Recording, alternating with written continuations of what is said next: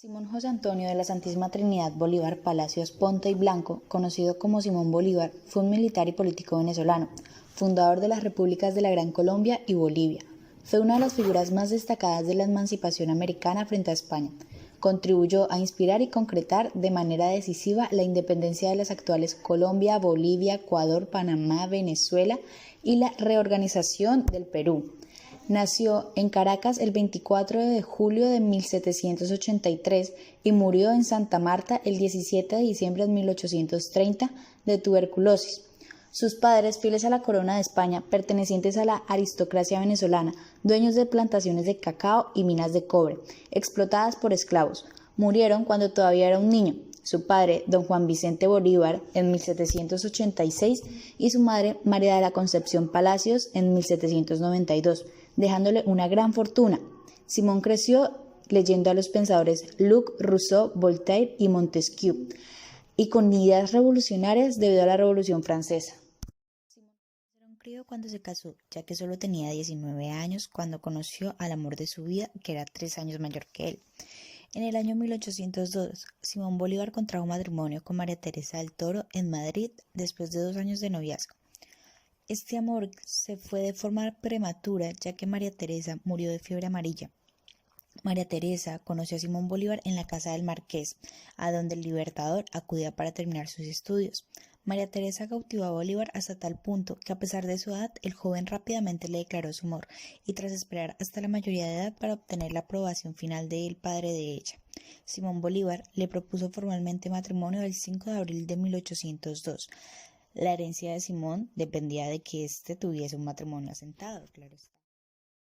16 de junio de 1822, Bolívar llegó a Quito, donde conoció a su gran amante Manuela Sáenz. Su esposo era James Thorne, el cual aceptó su relación con Simón con el fin de que aquella relación no saliera a la luz. Ambos manejaban los mismos ideales libertadores, por lo que, además de amantes, eran cómplices y socios. Algunos la conocen como la libertadora del Libertador. Vida política y militar. Apareció en Caracas con organizaciones como la Sociedad Patriótica. Bolívar fue un miembro importante de esta asociación, que estuvo muy implicada en las movilizaciones posteriores ocurridas al 5 de julio de 1811 para ratificar la Declaración de Independencia, y que defendió posturas opuestas a la Constitución del 21 de diciembre de 1811 al considerar que era una copia literal de la que regían en los Estados Unidos y que no se adaptaba a la realidad del momento en Venezuela. Bolívar se concentró en organizar el Estado y dirigir la guerra en lo que parecía su etapa final. Organizó el régimen militar, mantuvo el consulado, creó un nuevo sistema fiscal y una nueva administración de justicia. Atendió a la actividad agraria, a las exportaciones y a la búsqueda de mano de obra calificada. Modificó el gobierno municipal y ofreció la nacionalidad a extranjeros amigos de la causa republicana. A principios de 1814, el capitán de milicias español José Tomás Boves inició operaciones con tropas autóctonas de los llanos venezolanos, autorizadas al saqueo y al pillaje. Frente a un enemigo implacable que ejecutaba a todos los prisioneros, las fuerzas de Bolívar se fueron debilitando. Bolívar decidió el 7 de julio de 1814 retirarse con las fuerzas que le quedaban hacia el oriente venezolano y unir fuerzas con Santiago Mariño. Bolívar decidió abandonar su cargo en la Nueva Granada y partir a Jamaica en un buque, llegando a la isla el 14 de mayo de 1815.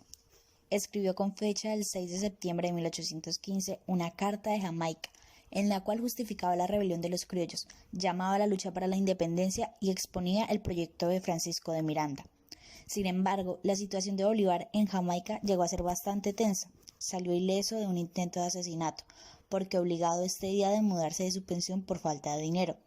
Después del fracaso de la Segunda República de Venezuela y su corta permanencia en Nueva Granada como comandante militar, pensaba que para alcanzar la independencia definitiva se debía derrotar totalmente a los españoles para impedir que realizaran acciones de reconquista.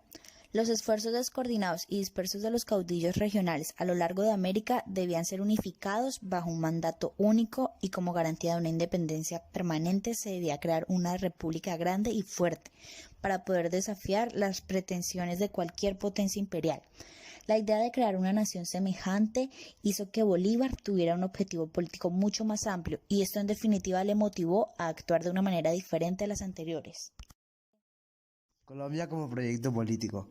Aunque el proyecto de Colombia como nación lo idealizó, en realidad Francisco de Miranda, durante sus acciones precursoras, fue Bolívar quien tuvo el mérito de rescatar este proyecto del baúl de los recuerdos de sus primeros contactos con el precursor en Londres y de llevarlo a cabo contra viento y marea hasta su muerte. Para garantizar la libertad de Nueva Granada, Bolívar consideraba vital conseguir cuanto antes el control sobre Venezuela, para impedir que los españoles la utilizaran como puesto de avanzada en tierra firme para sus campañas de reconquista, por lo que decidió emprender esta tarea como algo prioritario. Para entonces el ejército español ya se encontraba muy desgastado después de la larga campaña de reconquista realizada en Colombia y en Venezuela. Y aunque el general Morillo era un comandante militar muy capaz, que intentó por todos los medios paliar la situación, no pudo evitar que sus tropas iniciaran un lento pero inevitable declive debido a la falta de recursos y de esfuerzos para cubrir las bajas que sufrieran. Ya en 1818, la situación del ejército español en Venezuela se hizo insostenible y Morillo se vio obligado a retirar algunas de sus fuerzas de Nueva Granada para intentar contener a Bolívar. Para entonces, la situación política y militar era lo bastante buena como para pensar en la organización de un Estado. Y así fue como se instaló hacia el 1819 el Supremo Congreso de la República de Angostura. En la batalla de Cúcuta se dio inicio a la campaña Admirable, 1718, con la cual el occidente de Venezuela fue liberado. Fue un enfrentamiento bélico entre Simón Bolívar y las tropas españolas, donde ganó el Libertador y se logró la independencia de la ciudad colombiana de Cúcuta.